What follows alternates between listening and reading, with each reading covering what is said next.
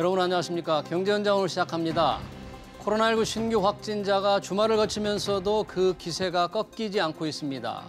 오늘부터는 수도권에서 거리두기 4단계가 적용되죠. 당장 소상공인들의 극심한 피해가 현실화하고 있습니다. 델타 변이는 2차 추경과 통화정책 등 주요 경제 현안을 좌우할 변수로 떠올랐죠. 코로나19 장기화 속에 방역과 경제를 위한 해법 토론해보겠습니다. 유튜브 실시간 댓글 의견 주시면 토론에 반영하겠습니다. 경제 현장 오늘입니다.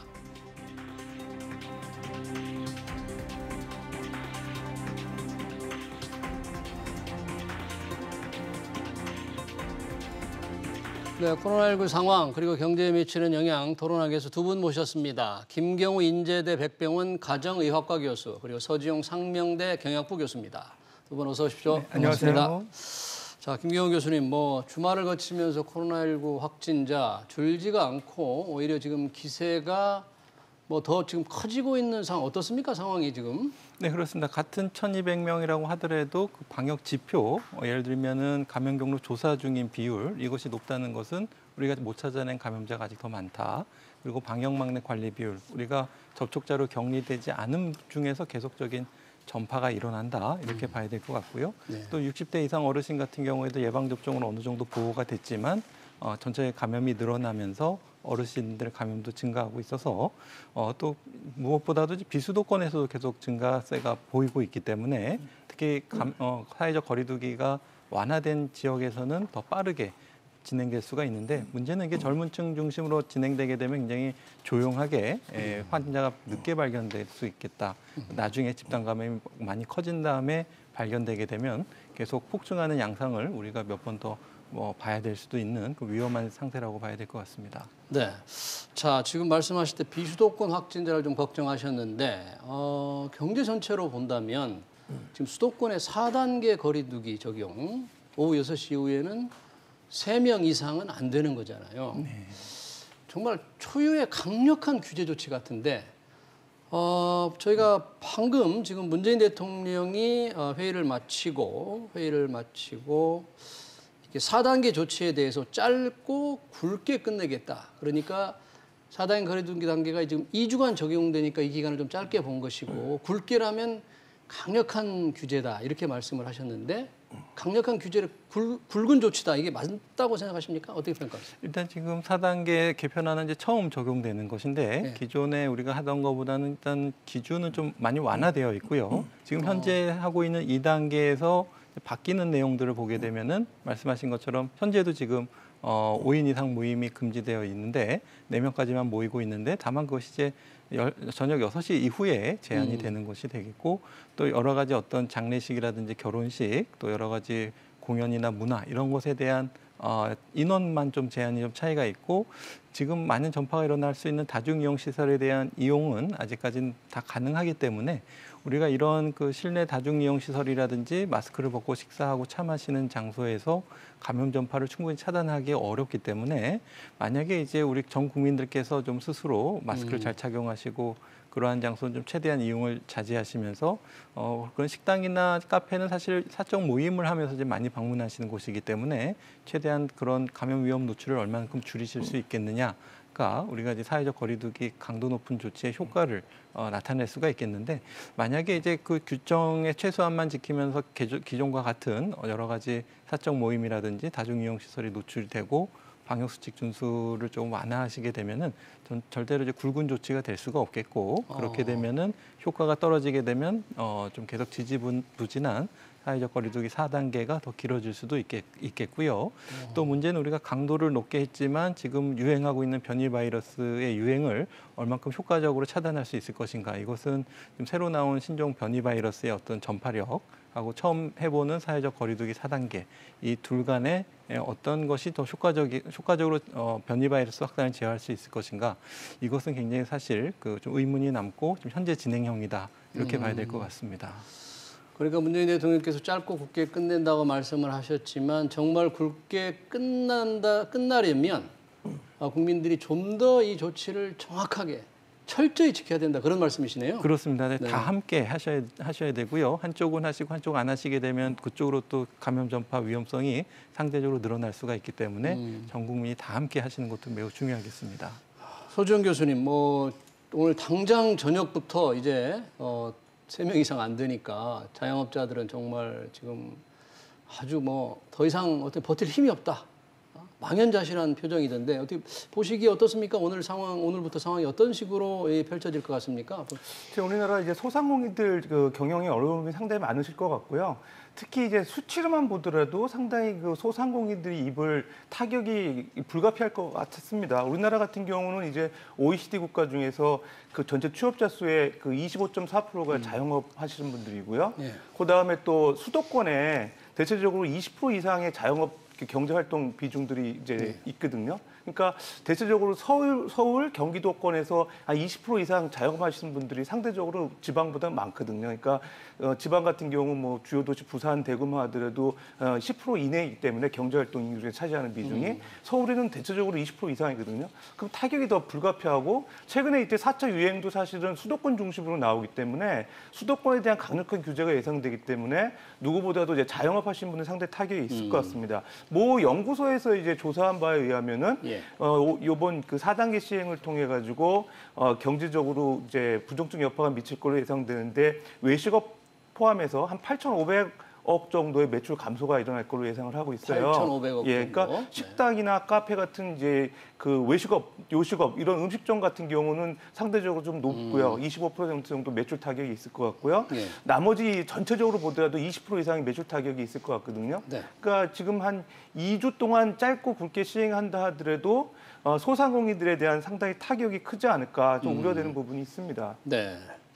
김 교수님, 역시 뭐 소상공인들은 걱정이지만 그래도 국민들이 이제 상황을 지킬 수밖에 없는데 지금 가장 걱정되는 게 전파력이 빠른 뭐 델타 변이에 확산된다는 그거죠? 네, 그렇습니다. 상황이 어느 정도는 안 좋은 거예요? 델타 변이 지금 확산세가? 일단은 전 세계적으로 많은 우세종이 되는 국가들이 증가하고 있고요. 물론 우리나라에서 지금 전체 확진자 중에서 델타 변이가 차지하는 비율은 처음에는 이제 1%였다가 그다음에 3%, 그다음에 10%, 예. 그다음에 최근 들어서 이제 20-30%까지 증가하고 있는데 물론 이제 전체 중에서 뭐 한 20-30% 정도밖에 안 되는 것은 크지 않아 보이지만은 문제는 앞으로 이 두세 배씩 증가하는 것이 계속 이어지게 되면은 20-30이 결국은 60-70이 되고 100, 200이 될 수가 있기 때문에 특히 이제 변이 바이러스별로 감염제 생산 지수가 다르게 나타날 수가 있는데 예. 감염제 생산 지수가 높은 델타 변이 바이러스가 점점 차지하는 비중이 높아지게 되면 결국은 전체적인 감염 재생산 지수도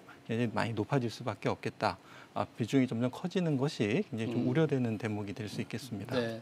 델타 변이 바이러스는 증상이 다른 변이나 또는 일반적인 코로나 바이러스와 좀 완전히 다르게 나타납니까? 어떻습니까?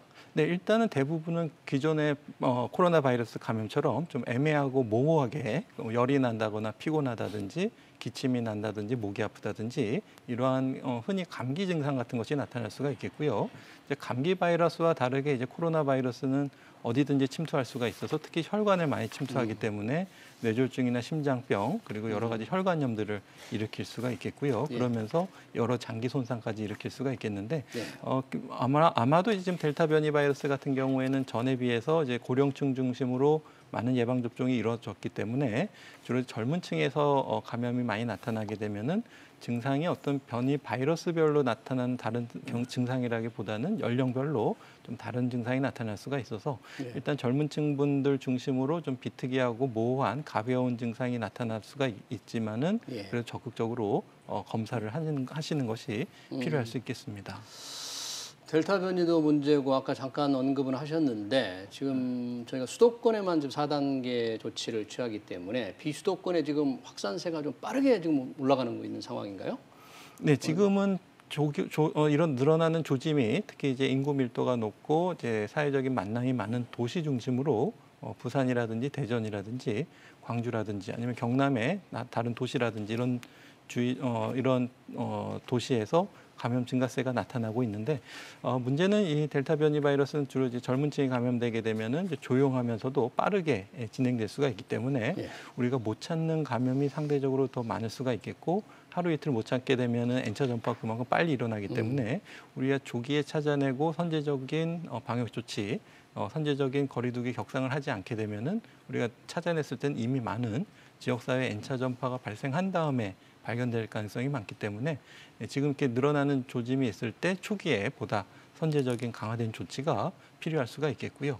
물론 이제 비수도권 중에서도 이제 고령의 어르신들이 예방 접종을 많이 맞으셨고 인구 밀도도 낮고 외부와의 인구 이동도 별로 많지 않은 지역 이런 곳은 비교적 아직까지는 감염 위험이 높지 않기 때문에 비수도권이라고 하더라도 사람들이 많은 지역은 보다 좀 선제적인 조치가 필요할 수 있겠습니다. 네, 비수도권에도 뭔가 좀 선제적인 더욱 조치가 필요하다 그런 말씀이신데 이런 거리두기의 세부적인 지침이 다양하게 지금 발표는 되고 있는데 자영업자는 그 자체를 싫어하지만 이게 형평에 문제가 있다. 조금 이상한 조치들도 많다. 그런 불만도 현장에서 굉장히 많이 나오는 것 같아요.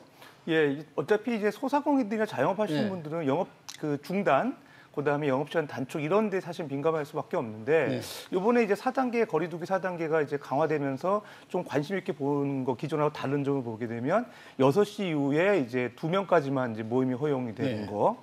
그다음에 이제 그 감성주점이나 그다음에 또 헌팅 포차, 뭐 클럽 이런 것들이 아마 댄스가 가능한 그런 그 업소인가 봐요. 네. 그런 쪽에 이제 그 영업이 완전히 중단되고 이런 것들이 좀 눈여겨볼 만한 차이점인데 이제 좀 형평성에 이제 문제가 있다는 거죠. 어떤 그러니까요. 데는 이제 낮에 영업이 잘 되고 네. 밤 영업하시는 분들만 왜 단속을 하고 실질적으로 인원도 6시 이후에 꼭 2명만 허용되는 이유는 근거가 뭘까? 네. 점심때는 가능한데 왜 안 되나? 이런 것들이 사실 좀 의아하신 분들이 있거든요. 네. 특히 이제 실제로 이제 매출에 직관적으로 직접적으로 영향을 주니까 그런 것들이 이제 부작용이 있다고 생각이 네. 되고 그다음에 제가 좀 눈여겨볼 만한 거는 사실 다른 나라들하고는 우리나라들하고는 뭐가 차이가 있나 좀 봤는데 방역 조치 예, 차이가. 방역 조치 같은 네. 경우는 뭐 가장 큰 차이는 그러니까 좀 느슨한 방역을 하는 나라들 대체적으로 뭐 영국, 유럽 국가들 네. 그다음에 아시아 같은 경우 싱가포르가 사실은 방역이 좀 뭐 최근에 이제 집계 안 하겠다 이런 얘기도 나오고 있거든요. 그러니까요. 예. 근데 뭐 차이가 있나 보면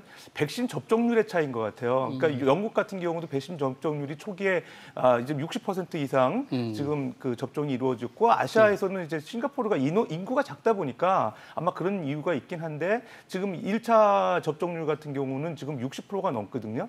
그리고 2차만 하더라도 38%. 8월 초까지만 해서 8월 초까지 이제 목표를 2차 접종률을 60% 이상 올린다고 하거든요. 예. 그러니까 싱가포르 같은 경우는 지속 가능 방역으로 전환했어요. 그러니까 예를 들면 사회에서 생활 방역 수칙 철저히 준수하고 정상적인 생활하면서 이제 사회적 거리두기 같은 강한 조치를 이제 강화하는 그런 것들을 좀 지향하겠다 이런 정책들을 네. 피고 있거든요. 그러니까 생활성의 방역으로 전환하면서 이게 코로나 이제 독감이라고 생각하는 것처럼 우리 속에서 그냥 자리매김하면서 생활 수칙을 강화한다 이런 측이니까 사실 이런 그 영업하시는 분들이나 직접적인 타격, 매출의 타격은 좀 덜할 것 같거든요. 근데 우리는 사실은 접종률이 낮으니까 예. 이런 그 사회적 거리두기가 강화되는 거 아니냐 이런 쪽으로서 불만이 있다고 보여집니다. 네.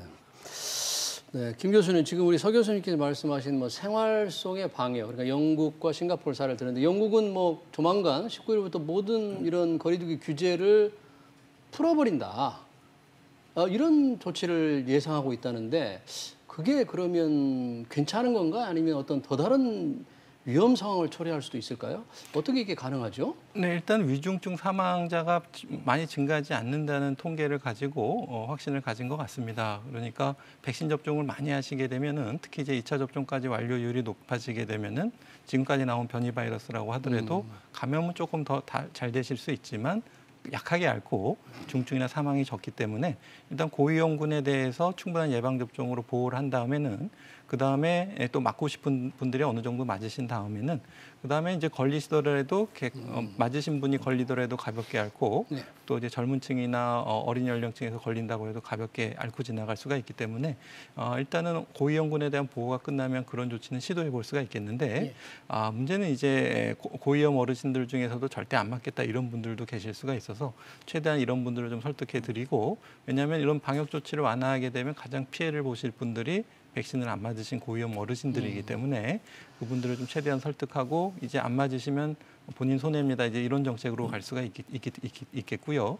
한 가지 예측할 수 없는 변수는 그동안의 어떤 백신의 효능을 무력화시키는 변이 바이러스가 혹시 또 출현하지 않을까. 특히 이제 백신 접종률이 저조한 저소득 국가에서 발생된 것이 다시 여러 나라에 퍼지게 되면은 백신 효과가 떨어질 수가 있기 때문에 이런 정책이 또 변화가 될 수가 있겠는데요. 이제 그렇게 하기 위해서는 일단 자국 내 많은 분들이 접종 완료율이 높아야 되겠고 또 이제 접종을 못 맞는 저소득 국가에도 적극적인 백신 지원을 해서 전체적으로 변이 바이러스 출현을 가능성을 줄이는 노력들이 필요할 것 같습니다. 네. 그런 면에서 보면은 이렇게 생활 속의 방역을 시도하려는 영국이 좀 부러운데 왜냐하면 접종률 우리보다 훨씬 높잖아요. 우리는 지금 1차 접종률 한 30% 정도밖에 안 되는 거죠. 네, 그렇습니다. 네. 그렇다면 일찌감치 이 백신 접종을 높이는데 모든 정책적 노력을 기울였더라면 하는 아쉬움이 큰데 어쩌다 이런 어떤 정책적인 미스, 어디에서 미스가 있습니까? 요즘 야당은 뭐 청와대 방역기획관, 김호란 기획관을 맹공을 하고 있던데 거기서 좀 잘못 판단한 겁니까? 네, 일단 정부에서 백신 구매를 담당했던 어떤 그런 태스크포스 팀이 어떻게 구성되었고 백신을 구하기 위해서 그동안의 백신 개발 과정을 긴밀하게 모니터링하고 성과가 높을 것 같은 백신을 확보하는 노력들을 얼만큼 했는가 이런 것들 해외 사례를 봤을 때는 굉장히 백신 개발 단계부터 적극적으로 자료를 확보하고 확보를 했던 노력들이 있었는데 우리나라에서 이제 그런 노력들이 어느 정도 있었는지 봐야 될 것 같고 또 이제 우리나라뿐만 아니라 주변에 많은 특히 이제 대만 같은 경우에도 이제 방역을 철저히 하면서 확진자 수가 많지 않았기 때문에 백신 확보에 조금 노력이 좀 게을렀던 부분이 있었던 것 같고요. 일단은 지금이라도 백신 확보를 좀 최대한 해야 되는데 이제 선구매한 국가들의 이제 이스라엘 같이 스와핑처럼 이제 유효 기간이 좀 만료가 가까운데 국민들의 백신 접종률이 떨어지는 그런 국가를 좀 적극적으로 협의해서 특히 미국 같은 경우에 이제 백신이 이제 유효 기간이 임박해 간다 그러면은 적극적으로 백신 수합을 통해서 백신을 많이 확보하는 노력들이 조금 더 추가적으로 필요할 것 같습니다. 이스라엘과 화이자 백신 하는 것처럼 그런 백신 교환을 좀 네. 서둘렀으면 좋겠다는데 오늘부터 시작이 된 그 55세부터 59세까지 모더나 백신 접종을 위한 사전 예약을 하는 와중에 물량이 다 소진돼서 부분적으로 중단이 됐다 그래요. 그러면 이 모더나 물량이 확보가 되지 않은 겁니까? 지금 어떻게 된 겁니까? 아마도 지금 추가적인 내용을 확인해 봐야 되겠지만은 55세에서 59세의 장년층 인구가 한 350만 명 정도 대상이 되는데 우리나라에서 하루에 접종할 수 있는 물량 건수는 뭐 100만 건수까지 가능하기 때문에 일주일이면 충분히 접종할 수 있는 우리가 그런 인프라를 가지고 있는데 아마도 지금 말씀하신 것처럼 7월 말까지 확보된 물량이 350만이 다 되지 않고 좀 일부만 좀 확보가 됐었던 것 같고 그분들이 우선 55세 이상 장년층이 7월 말에 맞게 배정된 물량이 아마 소진된 것 같고요.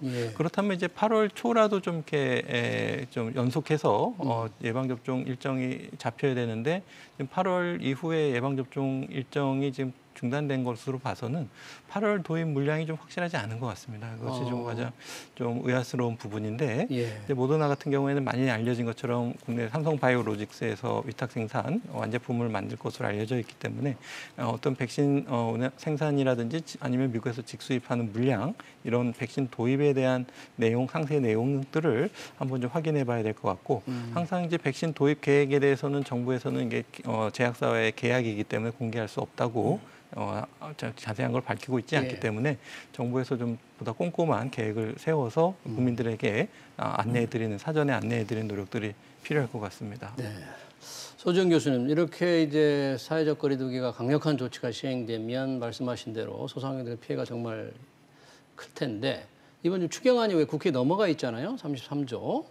이 중에 소상공인들을 위한 지원 금액이 손실보상법에 의해서 할당하는 게 뭐 6천억밖에 안 된다면서요? 네, 그렇습니다. 이거 가지고 어떻게 소상공인들 다 지원할 수 있을까요? 예, 이제 사실 좀 문제가 있고요. 33조 원의 대부분이 이제 민간 소비를 이제 진작시키기 위한 내수 진작 위한 그 자금들이거든요. 그러니까 33조 원 되게 많지만 소상공인들에 대한 맞춤형 지원은 상당히 적어요. 근데 이제 그나마 그래도 소상공인 지원법이 7월 1일 날 국회 본회의 통과해가지고 감염 예방법에 의해서 49조인가요? 네. 거기 보게 되면 영업시간 단축이라든가 집합금지로 인해서 피해를 본 소상공인에 대해서 지원 가능하게끔 이 법이 만들어졌기 때문에 그나마에도 지원이 가능한데 저 법 때문에 그나마 이제 가능한데 어쨌든 저게 이제 좀 시간이 걸리거든요. 왜냐하면 손실보상위원회에서 지급 방법이라든지 그다음에 손실보상 금액을 어떻게 계산할지에 대해서 논의를 해서 지원이 이루어지면 상당히 이제 지원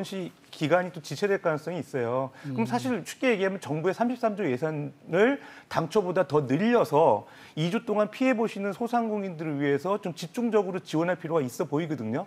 그렇기 때문에 정부의 어떤 그 정책도 좀 전환이 필요하지 않나. 지금 사회적 거리두기 4단계로 격상된 게 사실 예상치 못한 결과인데 거기에 맞춰서 그런 예산 추경 33조 원에 대한 사용처도 좀 변경이 돼야 되지 않을까 생각이 됩니다. 네. 그런데 예산을 더 늘린다는 건 추경 예산을 늘린다는 건 현실적으로 쉽지 않을 것 같은데 왜 긴급 재난 지원금이라고 해서 국민들한테 나눠주겠다는 거 있잖아요. 그거를 좀 줄여서 좀 상위 계층에 가는 돈을 줄여서 그 돈으로 소상공인을 더 두텁게 지원하면 어떨까요? 예, 지금 뭐 중위소득 80% 이하의 지원을 해야 되는 거냐 아니면은 또 다른 방법이 있는 거냐 재정부에서는 상당히 소득 지급하는 것, 재난지원금 지급하는 거에 대해서 자꾸 고민을 하고 있고 여러 가지 문제를 지금 사실 논란이 있는데 제가 생각할 때 이미 이제 4단계가 이제 격상되면서 상당히 소상공인의 자영업자에 대한 피해가 있기 때문에 일단 좀 원론적으로 다시 한번 처음부터 다시 재고를 해야 될 필요가 있을 것 같아요. 그러니까 지금 내수 진작을 위해서 정부가 하반기 경제 정책을 수립을 했는데 어쨌든 지금 상황이 진짜 긴급한 상황이거든요. 그렇다 그러면 가장 피해를 많이 보는 분들에게 그런 예산이 집중될 수 있게끔 33조 원의 예산을 못 늘린다고 하면 비중은 늘려야겠죠. 그런 게 가장 중요할 것 같고요. 일단 뭐 하반기 경제 정책의 방향을 민간 소비라고 소비 진작으로 봤는데 이제는 이제 피해 보는 분들을 위한 이제 지원책으로 좀 전환돼야 될 필요가 있을 것 같고 상대적으로 이제 전 국민에 대한 지급이냐 뭐 80%에 대한 지급이냐 이런 거에 대한 논점보다는 어떻게 소상공인들 지원하고 이제 합리적으로 빠른 시간 내에 피해를 최소화하는 쪽에 정부의 정책이 모아져야 되지 않을까 생각됩니다. 김 교수님, 이렇게 이제 소상공인들의 피해가 큰 걸 보면 저희가 이제 2주 동안의 강력한 사회적 거리두기가 시행이 되고 나면 2주 정도면 이 코로나 확진이 어느 정도 정점을 지나서 잡히겠습니까? 아니면 이게 확산세가 어떻게 될 건지 2주 정도면 잡힐 수 있는 시간입니까? 아니면 어떻게 예상을 하세요? 네, 일단은 사회적 거리두기를 강화했을 때 효과가 나타나는 것을 빠르면 한 2주 정도로 볼 수가 있겠습니다. 왜냐하면 감염에 노출되신 분들이 현재 양성은 아니다라고 하더라도 한 2주 이내에 양성으로 전환되기 때문에 우리가 철저한 거리두기를 통해서 추가적인 접촉을 차단하게 되면은 2주 정도면 감염이 줄어들 수가 있는데 현실적으로는 좀 실제로 작용할 시간이 더 걸릴 수가 있겠고 또 감염체 생산 지수를 1 이하로 떨어뜨리는 효과가 충분히 나타나지 않을 가능성에 대해서 우리가 충분히 예측하지 못한 것을 예측을 해야 될 것 같습니다. 그래서 예측하지 못한 것이 생길 수 있는 변수들은 역시 델타 변이수의 강력한 전염력이라든지 또 전 국민들의 어떤 사회적 거리두기 참여도 또 새로 만든 4단계의 실효성 이런 것들이 역시 좀 해보지 않은 정책이기 때문에 예측할 수 없는 부분이 상당히 있어서 일단 여러 가지 가능성 시나리오에 대한 대비가 필요할 것 같고요. 결국은 이제 경제를 살리면서 확진자가 많이 들어서 어떤 치료비나 직간접 의료비가 드는 돈이나 아니면 우리가 보다 방역을 강화하면서 확진자를 줄여서 어떤 소요되는 직간접 의료비, 어떤 사회적 비용을 줄이고 그것을 말씀하신 것처럼 어려우신 소상공인에게 적극적으로 지원하느냐 이 두 가지를 봤을 때는 후자가 보다 좀 돈을 가치 있게 쓸 수 있는 방법이기 때문에 좀 정부가 좀 과감하게 좀 확실한 방역과 또 확실한 피해 계층에 대한 지원 이렇게 정책을 좀 나가야 될 것 같은데 계속 뭐 소상공인의 어려움, 뭐 규제의 어려움, 뭐 국민의 방역 피로도 이런 것을 가지고 지금 사회적 거리두기를 섣불리 완화하면서 이런 사태들이 생기고 있기 때문에 정부에 좀 보다 냉철하고 과감한 정책 판단이 좀 필요할 것 같습니다. 네. 이 경제에 미치는 영향이 이제 본격화되는데 일이 되면 이 조치가 뭐 우리 한국은행의 통화 정책을 세우는 데거나 뭐 여러 가지 정책에 영향을 지금 미칠 것 같은데 우선 당장 뭐 15일 금통위가 있을 텐데 뭐 어떤 영향을 줄까요? 어떻게 보십니까? 15일 날 금통위 있는데 일단 뭐 동결 가능성이 높고요.